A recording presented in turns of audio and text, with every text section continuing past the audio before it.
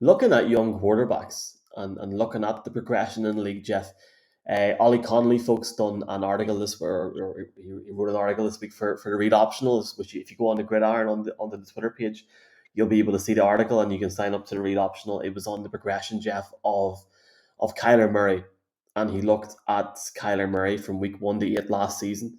Then he gets injured, and he looks at his stats from week 13 onwards, and I don't want to go into it too much. I would recommend people reading it, but he talks about the potential. Obviously, the Cardinals' offense sort of became too predictable. You got the situation there with Cliff Kingsbury. What's your thoughts on this Cardinals team? Because and obviously Kyler Murray as well, but they have a very tough schedule, Jeff. Like I'll read it out in 2 seconds, but their schedule's nuts. Seriously. Well, great point, Mike. Because last year they were 7-0, the last undefeated team, you know, in the league, tearing it up, and they were the darling of the NFL. Then the wheels fell off, and I mean they fell off. And when we watched them in the playoffs, what I saw at quarterback was a guy who the game was way too big for and way too fast for. And I remember the play coming out of the end zone where he just kind of threw the ball up and got it picked off, and he looked like a high school kid playing against NFL players. And you look at this. I think this is certainly a bubble year for the Cardinal organization because they couldn't stop the run last year. I think they were like 20th in the league in run defense. They were good in pass defense. Their secondary, they're built from the back forward on defense. But, they got gouged a number of times, up front, especially after they lost J.J. Watt. Now, J.J. Watt's another year older, been through another injury. How much are you going to get from him? Do they have suitable replacements up front? They need to get bigger and stronger up front. You look at the offensive side of the football and your best football player, and I'm including Kyler Murray in that. Your best football player is going to be suspended to start the season when you're in that tough schedule. Who is going to step up and become wide receiver one?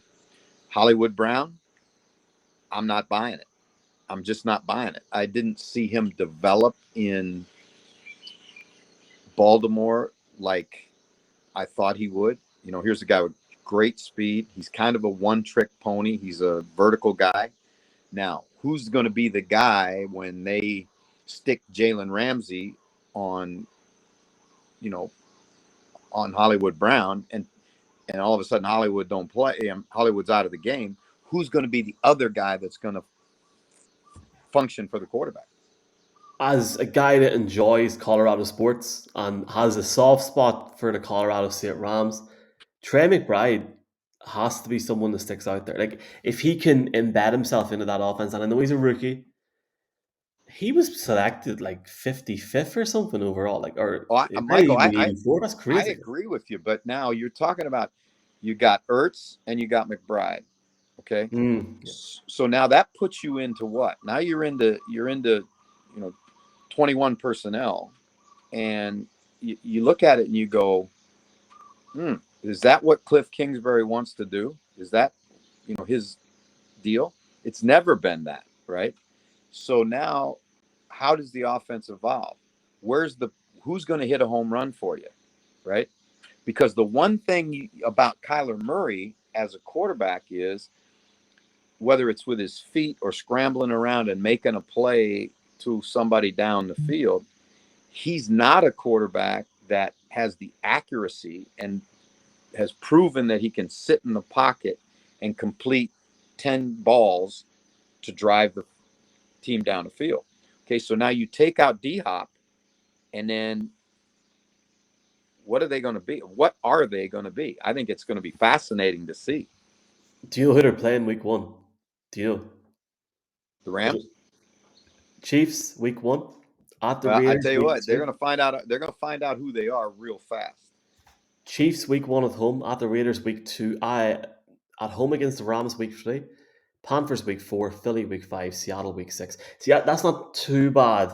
But then Philly, we need to talk about Philly next time. That's really intriguing to see what's going to happen there with Arizona in, frankly, a division that they can't really go a week without messing up Go when you've got the Rams go sitting there. back go back in those three.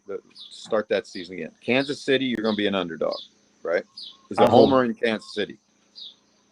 It's at home, and then it's away in Vegas week 2. All right, so it's away in Vegas, right? You're going to be an underdog in Vegas. Then you've got the Rams. You're going to be an underdog. They conceivably could start the season 0-3 before they get to Carolina and get their first W. Right? How are they going to respond to that? Because they didn't respond when they got knocked off their perch at 7-0, and then they lost a couple games. They did not respond very well.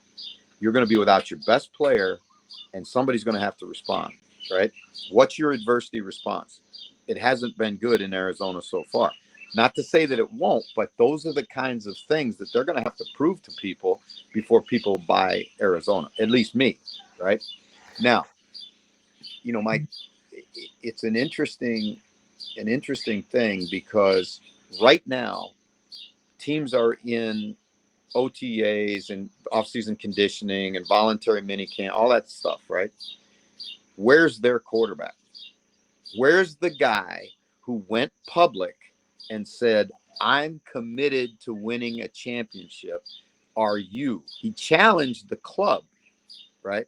Show me by putting players around me that you're serious, and give me a big contract to prove that you're serious. So now that guy who's, quote, committed, he's not. And I know they're voluntary sessions, right? And Aaron Rodgers isn't there either, right? But let me tell you something. Aaron Rodgers has earned the right to not be there because he's been a great player for years, right? You're a young guy that hasn't done anything yet, and you're not there, and you say you're committed, and you say you're a leader. Again, leaders follow through. Leaders do what they say they are, right? And right now, I'm disappointed with Kyler Murray, frankly. If I was coaching in Arizona, I would be really disappointed with it. Now, they're going to say all the right things, and Steve Keim's going to come out and defend him, and we'll get a contract done in December, and Kingsbury's going to say, well, it's voluntary, right? I ain't buying it. I'm loving it, Jeff. I'm loving it.